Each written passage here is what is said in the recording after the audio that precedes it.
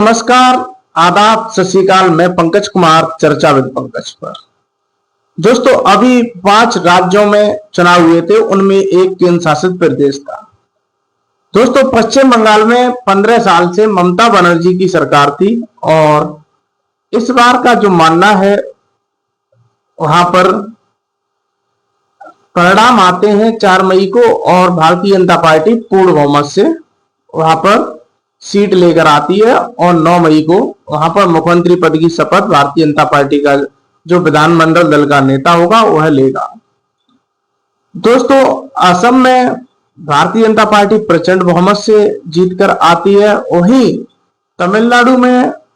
जो थलपति विजय की party TVK को बहुमत मिला है, उसी के साथ साथ दोस्तों केरल में इंडियन नेशनल कांग्रेस पार्टी को बहुमत मिला है। सबसे बड़ी बात यह है कि पश्चिम बंगाल के अंदर ममता बनर्जी 2024 के लोकसभा चुनाव में भारतीय जनता पार्टी से मजबूत दिखाई दी थी, क्योंकि भारतीय जनता पार्टी को 2019 के लोकसभा चुनाव में पश्चिम बंगाल के अंदर 18 लोकसभा की सीट मिली थी और वह लोकसभा की सीटें 2024 का जब चुनाव हुआ था तो उसमें 18 से 12 रह गई और ममता बनर्जी की वहां पर 8 लोकसभा की सीट बढ़ी थी। तो ऐसे में जो पत्रकार थे उनका भी अपने आप में मानना था कि ममता बनर्जी पश्चिम बंगाल के विधानसभा चुनाव में मजबूत दिखाई दे रही है। जब उसका परिणाम आता है तो परिणाम जो उनके पक्ष में ना आकर भारतीय जनता पार्टी के पक्ष में आता है, तो ऐसे में मानना है कि उत्तर प्रदेश के अंदर जो विधानसभा का चुनाव है वो 2027 का वो नजदीक आ रहा है। क्या समाजवादी पार्टी ने जो परफॉर्मेंस 2024 के लोकसभा चुनाव में दिखाई थी, वह परफॉर्मेंस क्या विधानसभा चुनाव में देखने को नहीं मिलेगी? ये अपने आप में एक बड़ा सवाल उठता है दोस्तों, क्योंकि भारतीय जनता पार्टी की उत्तर प्रदेश के लोकसभा चुनाव में जिस तरह से जो लोकसभा की सीट गिरी थी, क्योंकि समाजवादी पार्टी और इंडिया गठबंधन के जो लगभग 37 सीट समाजवादी पार्टी की थी और 6 सीट इंडियन नेशनल कांग्रेस को मिली थी, तो मिलाकर लगभग 43 सीट गठबंधन जीता था। तो मानना था कि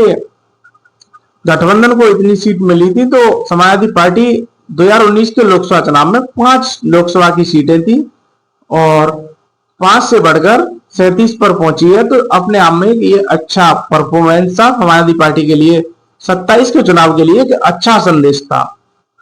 जब पश्चिम बंगाल के चुनाव का परिणाम आता है तो कहीं ना कहीं समाजवादी पार्टी के 27 के संदेश के लिए भी अपने आप में है कि जो 24 वाला नैरेटिव था वो कहीं ना कहीं खत्म होते हुए दिखाई दे रहा है, क्योंकि पश्चिम बंगाल में भी ममता बनर्जी का 24 में जो प्रदर्शन था वो काफी अच्छा था, मगर विधानसभा में वह प्रदर्शन देखने के लिए नहीं मिला, जिससे पता लगता है कि लोकसभा और विधानसभा का जो चुनाव है उसमें यह कहना सुरक्षित नहीं रहेगा कि लोकसभा के चुनाव का परिणाम देखकर कि 27 के जो विधानसभा का चुनाव है उसमें भी समाजवादी पार्टी एक अच्छी स्थिति में होगी और एक अच्छा प्रदर्शन करेगी। मगर दोस्तों, इसमें जो पश्चिम बंगाल का चुनाव था उसमें कहीं ना कहीं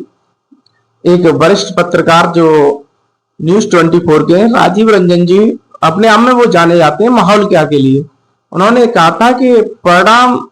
वैसे लोकसभा चुनाव को मद्देनजर रखते हुए देखा जाए तो ममता बनर्जी पश्चिम बंगाल के अंदर मजबूत है, मगर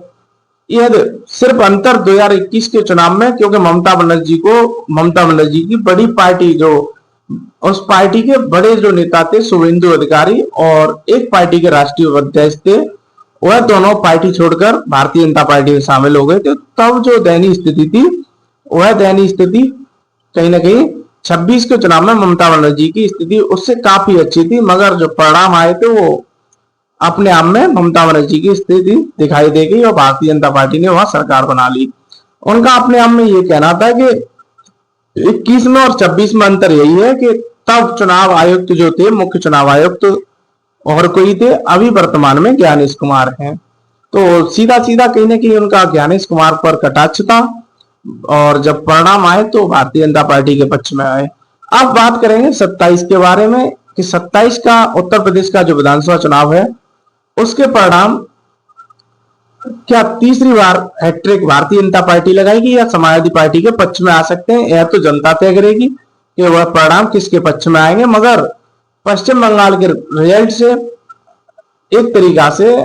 यह पता लग सकता है कि लोकसभा चुनाव का किस जो परिणाम है उससे यह पता ज्ञात नहीं हो सकता कि पार्टी के लिए यह परिणाम